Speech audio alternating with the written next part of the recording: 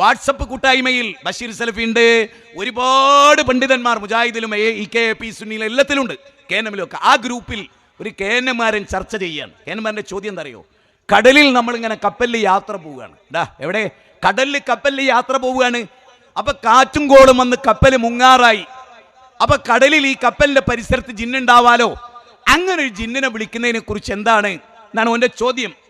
അപ്പൊ അതിന് ബഷീർ സലഫി കുറച്ച് മറുപടിയൊക്കെ പറഞ്ഞു. ഞാൻ ഒരൊറ്റ മറുപടിയിൽ അവസാനിപ്പിച്ചു. കടലിലും കാട്ടിലും കോളിലും പെട്ട് കപ്പലിൽ യാത്ര ചെയ്തിരുന്നു അബൂജഹലും കൂട്ടരും. അവരെ പറ്റി അല്ല പറഞ്ഞത് കടലിൽ വെച്ച് മറ്റാരെങ്കിലും വിളിക്കാമോ എന്നുള്ളൊരു ചിന്ത പോലും അവർക്ക് ഉണ്ടായിട്ടില്ല. ശരിക്കും ചിന്തിക്കണേ, ഇതൊരു അപാരമായ പോയിന്റാണ്. ശരിക്കും ഹൃദയത്തെ കുത്തിവെച്ചോളി. അബൂജഹലിനും കൂട്ടരും കപ്പലും മുങ്ങുമ്പോ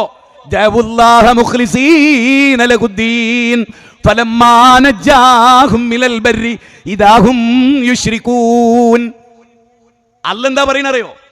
അബൂജഹലും കൂട്ടരും കപ്പലിൽ യാത്ര പോയാൽ വദ്ദിനെ അവർ ഉപേക്ഷിച്ചു, ലാത്തയെ ഉസ്സയെ അവർ ഉപേക്ഷിച്ചു, മനാത്തെ ഉപേക്ഷിച്ചു. ഒരു നബിയെ അവർ വിളിച്ചില്ല, ഒരു ജിന്നിനെയും വിളിച്ചില്ല, ഒരു മലക്കിനെയും വിളിച്ചില്ല, പടച്ചോനെ മാത്രം വിളിച്ചു.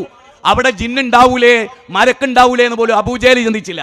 കടലിൽ വെച്ച് ജിന്നിനെ വിളിക്കാൻ ഓൻ തോന്നണോ? ഓന് സാമ്പിൾ പറയാൻ അല്ല ഖുർആനിൽ പറയാണ്. നിങ്ങൾ ആലോചിക്കും 31-ാം അധ്യായം 32 വൈദാ ഹശിയും മൗജുൻ കല്ലുലൽ ജഅബുല്ലാഹ് മുഖ്ലിസീന ലഹുദ്ദീൻ.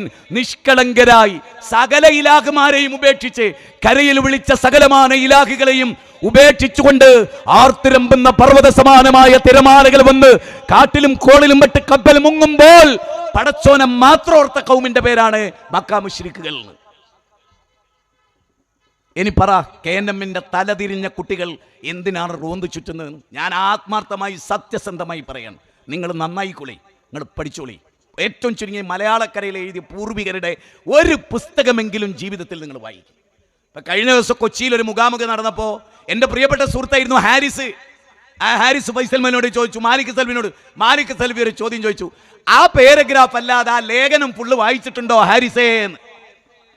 ഹാരിസ് പറയാൻ വായിച്ചിട്ടില്ല. നിങ്ങളൊന്ന് ആലോചിക്കണേ. തൗഹീദിന്റെ കാവലാളാകുന്നതിന് വേണ്ടി, ശിർക്ക് ഉമ്മത്തിൽ അരക്കെട്ടുറപ്പിക്കാതിരിക്കാൻ വേണ്ടി മഹാപണ്ഡിതനായ അബ്ദുൽ ജബ്ബാർ മൗലവി എഴുതിയ ലേഖനമാണത്. അമ്പലക്കടവിന്റെ അന്തം വിട്ട ചോദ്യങ്ങൾക്കുള്ള മറുപടിയാണത്. അതിന്റെ മുഖപുര പോലും വായിക്കാതെ, ആ ലേഖനം മൊത്തം വായിക്കാതെ നേതാക്കന്മാരിൽപ്പെട്ട ചില ഊരി ചുറ്റികൾ പഠിപ്പിച്ചു കൊടുത്ത ഒരു പാരഗ്രാഫുമായിട്ടാണ് എൻ്റെ പ്രിയപ്പെട്ട ഹാരിസ് പോലും കൊച്ചിയിൽ വന്നത്. ആലോചിച്ച് നോക്കി നിങ്ങൾ, എത്ര ഭീകരമാണ്. വായിക്കില്ല, പഠിക്കില്ല. അല്ല നമ്മളോട് ആദ്യം പറഞ്ഞ് വായിക്കാനാ. മനസ്സിലായി ഞാൻ പറയുന്നത്? ഒന്നും പഠിക്കില്ല, എന്താ ഉള്ളത് ഏതാ ഉള്ളത് അറിയില്ല. അങ്ങനെ നടക്കുകയാണ്. ഒരു 12 കൊല്ലായി ഈ അവസ്ഥ KNM-ന് വന്നിട്ട്. ഒരെണ്ണം വായിക്കില്ല, ഒരു പുതിയ ഇബാറത്ത് പഠിക്കില്ല, ഒരു പുതിയ കാര്യം പഠിക്കില്ല.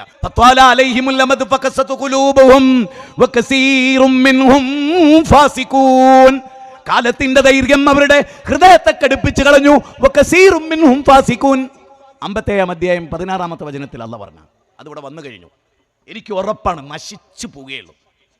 കേരളത്തിൽ 2 വിഭാഗമാണ് മുജാഹിദുകൾക്കിടയിൽ ഉണ്ടാകും. ഒന്ന് മർക്കസ് ദഅവ ആസ്ഥാനമായവരും, ഒന്ന് വിസ്റ്റവും.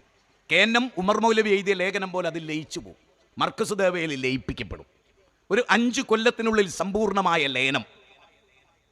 അതൊരാളൊരു വ്യക്തിയുടെ കേരള നേതൃത്വത്തിൻ്റെ ടോപ്പ് ലീഡറുടെ നേതൃത്വത്തിൽ ആ ലയനം പൂർത്തിയാകുമ്പോൾ നിങ്ങൾ ഈ പ്രസംഗം ഓർത്താൽ മതി. ഉമർ മൗലവി എഴുതിയത് വെറുതെ ആവില്ല. ദീർഘദർശനം ചെയ്ത മഹാനുഭാവൻ പറഞ്ഞത് ഇവിടെ പുലർന്നിട്ടുണ്ട്. അത് അദ്ദേഹത്തിന്റെ ദീർഘവീക്ഷണമാണ്, അദ്ദേഹത്തിന്റെ അനുഭവമാണ്. അദ്ദേഹം പഠിച്ചത്. KNM പിരിച്ചുവിടേണ്ടി വരില്ല, KNM ലയിച്ചു പോകുമെന്ന് ഉമർ മൗലവി എഴുതിയിട്ടുണ്ട്. അതിവിടെ കണ്ടുകൊണ്ടേയിരിക്കുകയാണ്. ആ ലയനം നമ്മൾ കണ്ടുകൊണ്ടിരിക്കുകയാണ്. അതുകൊണ്ട് ഭയപ്പെടണം.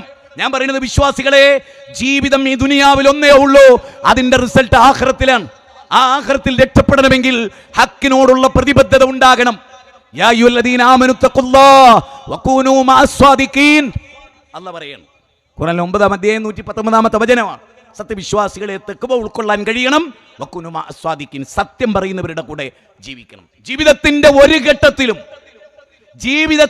ഒരു ഘട്ടത്തിലും നീ മുഅ്മിനാണോ, നിനക്ക് ജിന്നിനെ വിളിക്കാൻ ഇസ്ലാം പഠിപ്പിക്കപ്പെട്ടിട്ടില്ല.